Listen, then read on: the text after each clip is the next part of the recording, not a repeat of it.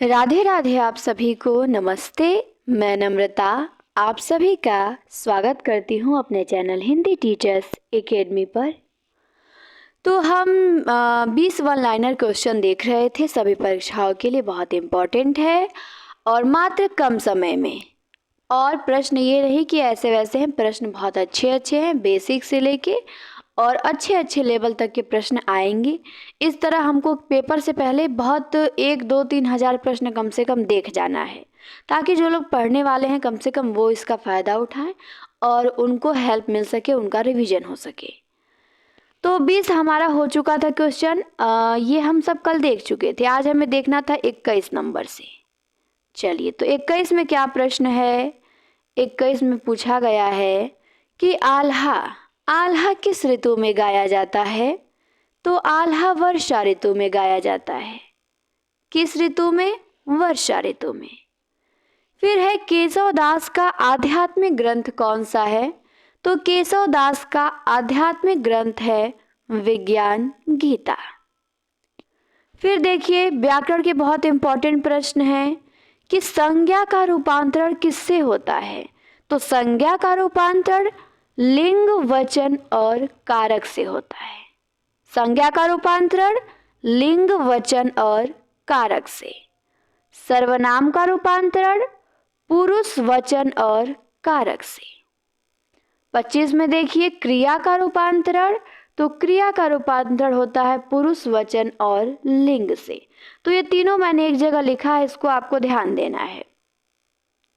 संज्ञा का रूपांतरण लिंग, वचन, कारक से, सर्वनाम का पुरुष, वचन, कारक से और क्रिया का पुरुष, वचन, लिंग से। तो क्लियर हुआ।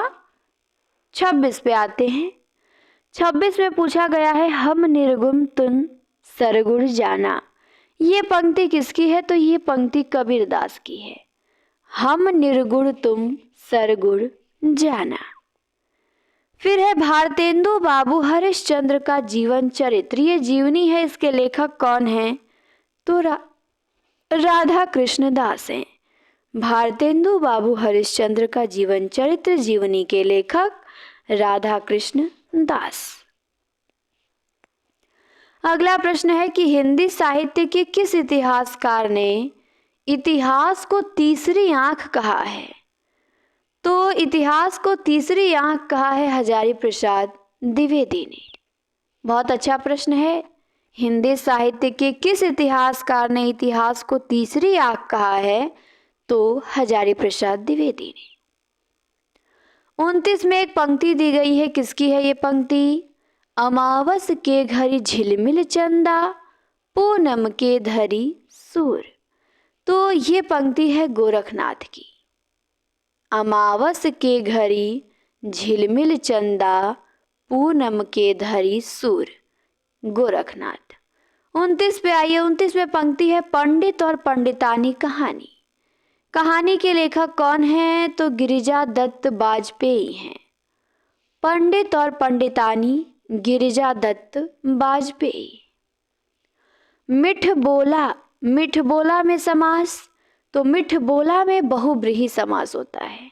आया था प्रश्न ये हाल ही में एग्जाम में, मिठ बोला में समास तो बहुब्रीहि, ध्यान देना है। परीक्षा में ये भी आज आया है और वासुदेव नंदन में भी दिया है।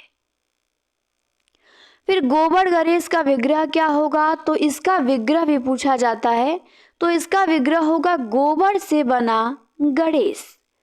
करण तत्पुरुष है इसमें, ठीक। तो यही ध्यान देना है आपको, तत्पुरुष ही होगा इसमें। कहीं कहीं कर्मधारय है पर कर्मधारय नहीं होगा, क्योंकि कर्मधारय अगर मानेंगे तो हमारा विग्रह हो जाएगा गोबर रूपी गणेश, तो जो कि सही नहीं होगा। और गोबर से बना गणेश ये हमारा सही है। फिर कहानी है नकवेसर कागा ले भागा। किसकी कहानी है। चंद्रकिशोर जायसवाल की। नकवेसर कागा ले भागा। फिर पंक्ति है, इसमें कौन सा रस है। मनहु कला शशभान कला 1600 बन्निया। तो इसमें है श्रृंगार रस। कौन सा रस है। श्रृंगार रस है। प्रयोग के अनुसार सर्वनाम के कितने भेद होते हैं। तो प्रयोग के अनुसार सर्वनाम के 6 भेद होते हैं। फिर दिया है अभी बिल्कुल अभी काव्य, तो ये काव्य है केदारनाथ सिंह का, अभी बिल्कुल अभी। 37 में दिया है आखिरी कलाम जायसी की रचना है, इसका रचना काल क्या होगा? तो आखिरी कलाम का रचना काल होगा 936 हिजरी। आखिरी कलाम 936 हिजरी जायसी। 38 में देखिए क्या दिया है, एक निबंध दिया है वर्षा घनपति से घनश्याम तक। किसका निबंध है? तो हजारी प्रसाद द्विवेदी का निबंध है वर्षा घनपति से घनश्याम तक। 39 में देखिए, 39 में दिया है प्रगतिवाद के प्रवर्तक कौन है? पिछली क्लास में हमने देखा था प्रगतिवाद शब्द का सबसे पहले प्रयोग किसने किया है? तो मुक्तिबोध ने किया है। इसमें दिया है प्रगतिवाद के प्रवर्तक, तो पंत हैं। फिर 40 नंबर का प्रश्न है कि नाटक को संस्कृत में क्या कहते हैं? तो नाटक को संस्कृत में रूपक कहते हैं। अंग्रेजी में ड्रामा कहते हैं, संस्कृत में रूपक कहते हैं। तो इस प्रकार से हमारे आज की क्लास के 20 प्रश्न और 40 प्रश्न कल को लेके हमारे समाप्त हुए। 20 से 40 तक हमने आज देख लिया। आल्हा वर्षा ऋतु में गाया जाता है, संज्ञा का रूपांतरण देखा, सर्वनाम क्रिया का पंक्ति देखा, भारतेंदु बाबू हरिश्चंद्र का जीवन चरित जीवनी राधा कृष्णदास का है ये देखा, एक गोरखनाथ की बड़ी अच्छी पंक्ति देखी, अमावस के घड़ी झिलमिल चंदा, फिर मिठबोला में समास देखा। तो इस प्रकार से हमारे 40 प्रश्न क्या हुए, समाप्त हुए। और उम्मीद करती हूँ कि ये क्लास आप लोगों को पसंद आ रही होगी।